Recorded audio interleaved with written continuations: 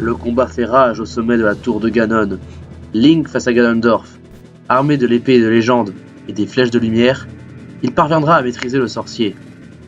Ganondorf entrera alors dans une folle rage et déclenchera les pouvoirs de la Triforce de la Force, le transformant en une énorme créature, Ganon.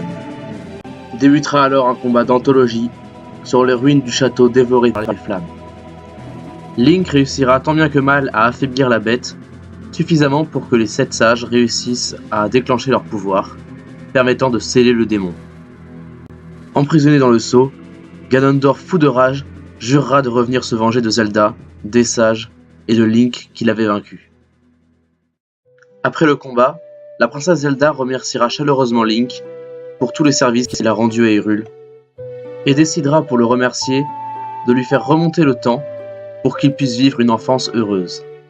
Link se retrouvera alors à son époque 7 ans plus tôt, où il fera ses adieux à Navi, sa fidèle fée qui l'a accompagné durant toute son aventure, et partira retrouver sa princesse Zelda. Il dénoncera alors Ganondorf pour tous les méfaits qu'il compte accomplir, et il sera emprisonné et condamné pour sa future rébellion.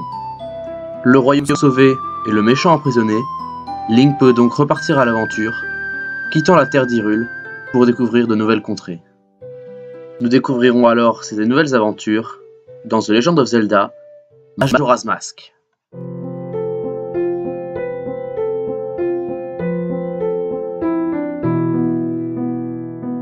Link, après être redevenu un enfant, est parti à la recherche de son ami Navi, la fée avec qui il a vécu toute son aventure dans Ocarina of Time. Durant son voyage, il tombera sur un étrange garçon masqué, qui lui dérobera son cheval et son ocarina. Link décidera de le poursuivre, et ainsi Skull Kid, qui est le nom de l'enfant, lui jettera une malédiction, transformant Link en Peste Mojo. Sous sa nouvelle forme, Link poursuivra Skull Kid et se retrouvera dans un nouveau monde, une nouvelle dimension appelée Termina. Link arrivera dans la ville de Bourg-Clocher, une ville ordinaire préparant le carnaval, mais ayant au-dessus dans le ciel, une étrange lune qui menace de s'abattre.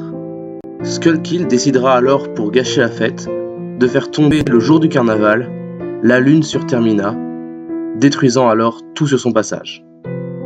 Le carnaval ayant lieu dans 3 jours, Link n'a que ce court laps de temps pour l'arrêter. Le jour du carnaval, Link n'a malheureusement pas la force de stopper Skull Kid, et la lune va s'abattre. Il apprendra alors que 4 géants vivent en Termina, aux 4 coins de la région, et à eux 4 peuvent stopper la lune. Afin de pouvoir les réunir tous les 4, Link remontera le temps avec son ocarina qu'il a réussi à reprendre à Skull Kid, et aura donc 3 jours pour réussir sa tâche. Link se retrouvera alors 3 jours avant la chute de la lune, et rencontrera un mystérieux personnage, le vendeur de masques.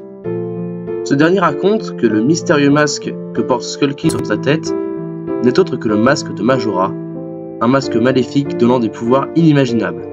Il demandera alors à Link de l'aider à reprendre le masque volé par Skull Kid, et en échange, il lui rendra sa forme humaine. Link devra donc dans cette aventure utiliser les différents pouvoirs des masques à travers les 4 régions de Termina, afin de sauver les géants. Après avoir libéré les 4 géants, ces derniers se regrouperont à Bourg-Clocher et réussiront à stopper la lune qui menaçait de s'abattre. Au moment d'affronter Skull Kid, Link se rendra compte qu'il n'était en fait qu'un pantin, manipulé par le masque de Majora lui-même, qui semble posséder une conscience. Le masque maléfique voudra jouer avec Link, et lui demandera alors de le poursuivre à l'intérieur de la lune.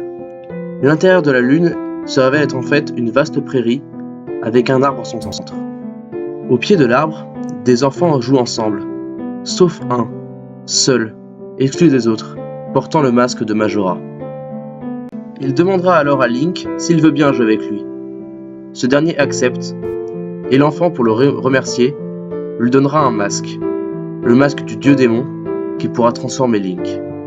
Le masque de Majora entraînera alors Link au centre de la lune pour un combat final. Link enfilera alors le masque du dieu démon et se transformera en un dieu vengeur ayant une puissance effroyable pour affronter le masque. Durant le combat, le démon voudra jouer avec Link, le torturer, s'amuser avec sa marionnette. Mais Link et sa toute nouvelle puissance sont beaucoup trop forts, et il terrasse le démon, rendant le masque de Majora inutilisable. Grâce à Link, la fin du monde a pu être évitée. Il rendra alors le masque de Majora, ayant perdu tous ses pouvoirs démoniaques, au vendeur de masques. Ce dernier reprendra alors sa route.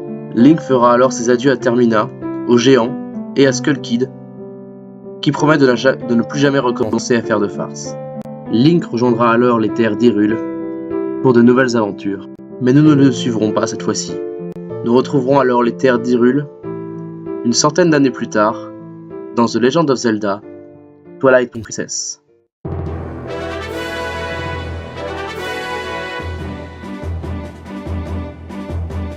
Twilight Princess prend place dans un futur lointain de Zelda Ocarina of Time et Majora's Mask.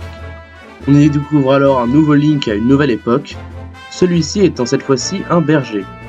Il mène une vie paisible avec les habitants de son village, Moy, le maître d'armes qui lui enseigne ses techniques à l'épée, Colin, un jeune garçon timide qui voue un certain respect à Link dû à son courage, et Iria, avec qui il entretient une espèce d'histoire d'amour un peu incertaine. Tout allait bien dans le meilleur des mondes, jusqu'au jour où des monstres attaquèrent le village, kidnappèrent les enfants ainsi qu'Iria. Link, n'écoutant que son courage, se lance alors à leur poursuite, mais tombe nez à nez avec une porte mystérieuse. À l'intérieur, un monstre de pures ténèbres attrape Link. Une lumière dorée se met alors à briller sur sa main. Link, inconscient, se retrouve transformé en un grand loup noir. La créature des ténèbres l'emporte, pendant qu'un mystérieux individu les observe. Link, toujours sous sa forme de loup, se réveille en prison. Il y rencontre Midona, une petite créature malicieuse qui le libère à condition qu'il lui obéisse au doigt et à l'œil. Avant de sortir du cachot, Midona emmène Link au sommet de la tour, qui se révèle être le château d'Hyrule, pour lui présenter quelqu'un. Au sommet du donjon, Link et Midona rencontrent une étrange femme encapuchonnée. Cette jeune femme se trouve être la princesse Zelda de cette époque, et elle racontera alors à Link et Midona comment la terre de Hyrule est devenue une terre de ténèbres. Nous apprendrons alors que Xanto, roi du crépuscule, est rentré en guerre contre le royaume d'Hyrule, ne laissant à la princesse Zelda que deux choix, soit tenter de combattre et perdre tous ses hommes, ou se rendre et lui laisser le trône. La princesse fit alors le second choix, devenant alors une princesse déchue et laissant le crépuscule s'abattre sur le royaume d'Hyrule, transformant alors tous les habitants en âmes errantes, excepté la princesse Zelda et Link, qui à la place est devenu un loup. Link et Midona auront donc la lourde tâche de ramener la lumière en Hyrule en libérant les esprits de la lumière pour permettre à Link de redevenir humain et libérer par la même occasion les régions d'Hyrule. Au départ, Link et Midona seront un peu forcés de céder l'un l'autre, Midona recherchant l'aide de Link pour retrouver le cristal d'ombre, et Link ayant besoin de l'aide de Midona pour redonner lumière en Hyrule. Mais les deux acolytes finiront par bien s'entendre, créant une confiance mutuelle l'un envers l'autre. Link pourra alors redonner peu à peu lumière en Hyrule, retrouvant même les enfants qui avaient été kidnappés, et retrouvera aussi Iria, rendu amnésique par le choc de l'attaque des gobelins, et devra donc lui rendre la mémoire au fil du jeu, qui est une quête secondaire assez importante. Quant à Midona, elle recherche le cristal d'ombre, un pouvoir antique laissé par ses ancêtres, les habitants du crépuscule, Midona étant une descendante de ce monde, et cherche à s'emparer de ce pouvoir pour vaincre la tyrannie de Xanto. On apprend aussi dans le jeu que les habitants du crépuscule sont en fait des personnes bannies par le royaume d'Hyrule pour une pratique illégale de la magie et où ayant voulu renverser le pouvoir lors de la grande guerre d'unification. Une théorie assez populaire dit que les Sheikah, qui auraient été tous exterminés durant la guerre, seraient en fait les ancêtres des habitants du crépuscule. Ce qui pourrait expliquer pourquoi le cristal d'ombre porte sur lui l'emblème des Sheikah, à savoir un œil. Link et Midona parviendront à réunir tous les morceaux du cristal d'ombre dispersés à travers Hyrule, mais à l'instant où ils obtiendront le dernier fragment, Xanto, le roi du crépuscule, apparaîtra devant eux. Celui-ci transformera alors définitivement Link en loup, volera les cristaux d'ombre, et plongea Midona dans la lumière, la laissant pour morte. Link se réveille sous sa forme bestiale, trimballant une Midona mourante et doit se rendre au château d'Hyrule pour retrouver la princesse Zelda, seule capable de leur dire comment contrer ce maléfice. La princesse Zelda se révèle alors posséder la même marque lumineuse que Link sur la main. Elle utilise alors son pouvoir pour donner de son énergie vitale à Midona, se sacrifiant par la même occasion.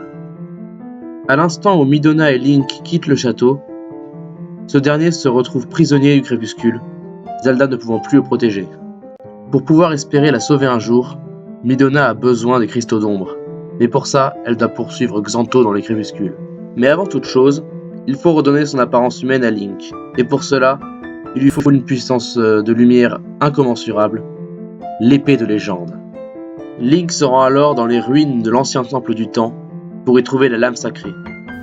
Cette même lame dont s'est servi le héros d'Ocarina of Time et précédemment celui de Skyward Sword. L'épée en sa possession, Link n'a plus rien à craindre de la malédiction des ténèbres que Xanto lui a donnée et peut donc se transformer en loup à volonté. Pour retrouver Xanto dans le crépuscule, Midona et Link doivent emprunter le miroir des ombres, une porte qui relie le monde de l'ombre et de la lumière. Malheureusement, Xanto l'a détruit pour éviter d'être suivi par Link et Midona. Apparaîtront alors des anciens sages, censés protéger le monde de la lumière, et leur raconteront l'histoire qui s'est déroulée. Il y a des années, un voleur Gerudo avait été jugé coupable de rébellion et avait été condamné à mort. Son nom était Ganondorf. Ganondorf, qui s'est fait dénoncer par Link enfant à la fin d'Ocarina of Time, s'est fait emprisonner et a été condamné à mort par les sages. Cependant, lorsque Link a remonté le temps, il a créé un paradoxe. La Triforce s'est bel et bien séparée et Ganondorf a conservé le morceau qui lui correspond, le rendant immortel. Voyant qu'ils ne pouvaient pas le tuer, les sages décidèrent d'exiler Ganondorf dans le royaume du crépuscule grâce au miroir des ombres. C'est là qu'il fera la rencontre de Xanto et passera un pacte avec lui.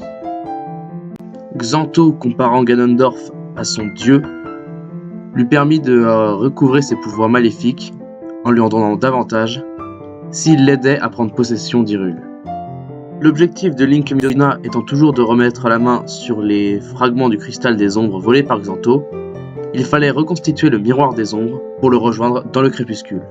Durant sa quête, Link fera souvent la rencontre du loup doré qui, lorsqu'il deviendra humain, lui permettra d'apprendre de nouvelles techniques. Ce fantôme venant tout droit du passé est appelé l'esprit du héros, et il n'est ni plus ni moins que l'ancêtre de Link, le héros du temps d'Ocarina of Time. Ce dernier ayant remonté le temps après avoir vaincu Ganondorf il y a des centaines d'années, personne ne se souvint vraiment de lui comme du héros du temps, et regretta de n'avoir pu enseigner son savoir à personne. On comprend alors pourquoi le Link de Twilight Princess possède la Triforce alors qu'il ne l'a jamais touchée. Il est en réalité le véritable descendant du héros du temps, et pas une simple réincarnation de l'âme du héros. C'est également valable pour Zelda, qui a hérité sa Triforce de sa précédente incarnation dans Ocarina of Time. Ganondorf, lui, est exactement le même. Étant devenu immortel grâce à son pouvoir, il est le même qu'Ocarina of Time, ayant juste vieilli. Link et Midona continueront alors leur périple à la recherche des différents fragments du miroir, et finiront par le reconstituer. Ils pourront donc aller dans le crépuscule afin d'en découdre avec Xanto. Avant de passer la porte, Link apprendra alors qui est véritablement Midona. Elle est en fait la véritable princesse du crépuscule, Xanto n'étant qu'un usurpateur qui a profité du pouvoir accordé par Ganondorf pour s'emparer du trône. Il utilisa sa nouvelle magie pour transformer Midona en ce petit être que nous connaissons, la forçant à fuir dans le monde de la lumière, et elle décidera de se venger en utilisant le pouvoir de ses ancêtres dans le cristal d'ombre. Link et Midona parcourront alors le palais du crépuscule et se retrouveront alors devant le trône où s'est assis Xanto. Sûr de lui grâce au pouvoir qu'il a acquis du Seigneur du Malin, il affrontera Link en duel. C'est après un très long combat en plusieurs étapes que Link sortira vainqueur. Malheureusement, Midona ne redevient pas la princesse qu'elle était. En effet, Xanto ayant partagé son pouvoir avec Ganondorf, elle ne peut retrouver sa véritable forme tant que Ganondorf vivra. Folle de rage, elle utilisera alors le pouvoir du cristal d'ombre et tuera Xanto froidement. Link et Midona se rendront alors au château d'Hyrule, où les attend Ganondorf qui a pris possession des lieux. Grâce à ses nouveaux pouvoirs, Midona pourra percer la barrière qui les empêchait de passer. Ils graviront tous les étages du château, battant tous ceux qui se trouvent sur leur passage, arrivant finalement dans la salle du trône.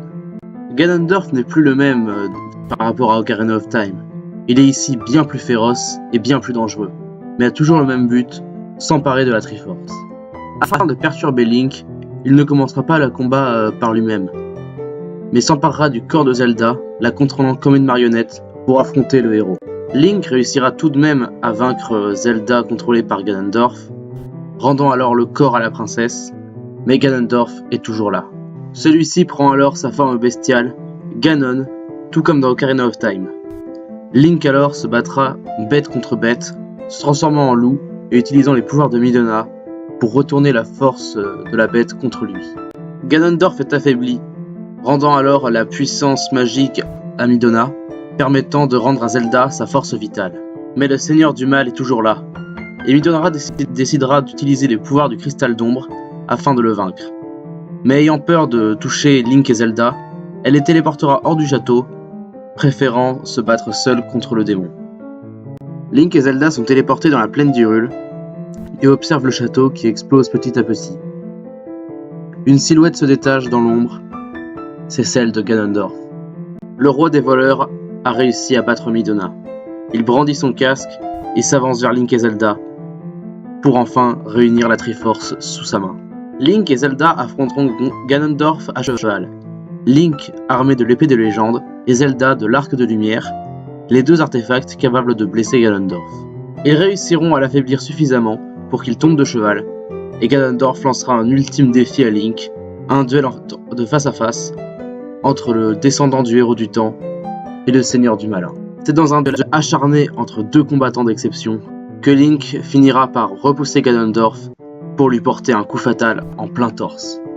Mourant, Ganondorf sentira alors ses forces partir peu à peu, ses pouvoirs l'abandonnant, et la Triforce de la Force quitte son corps, le jugeant trop faible. C'est ainsi que s'éteindra le Seigneur du Mal, debout, l'épée de légende plantée en plein thorax. À ce moment, dans les ruines du château, une lueur attirera l'attention de Link, et il y reconnaîtra une silhouette bien familière. Midona est en vie, et Ganondorf étant disparu, elle peut retrouver sa véritable forme, celle de la princesse du crépuscule. Ayant retrouvé ses pouvoirs et sa place sur le trône, Midona retournera dans le crépuscule, faisant ses adieux à Link et Zelda. Et pour être sûr que lumière et crépuscule ne se mêleront plus jamais, elle détruit le miroir des ombres, dans la tristesse de ne plus pouvoir revoir son ami Link. Maintenant que cet énorme mastodonte de jeu qu'est Twilight Princess est fini, nous pouvons continuer sur un jeu plus soft dans cette timeline, avec le jeu Four Swords Adventure.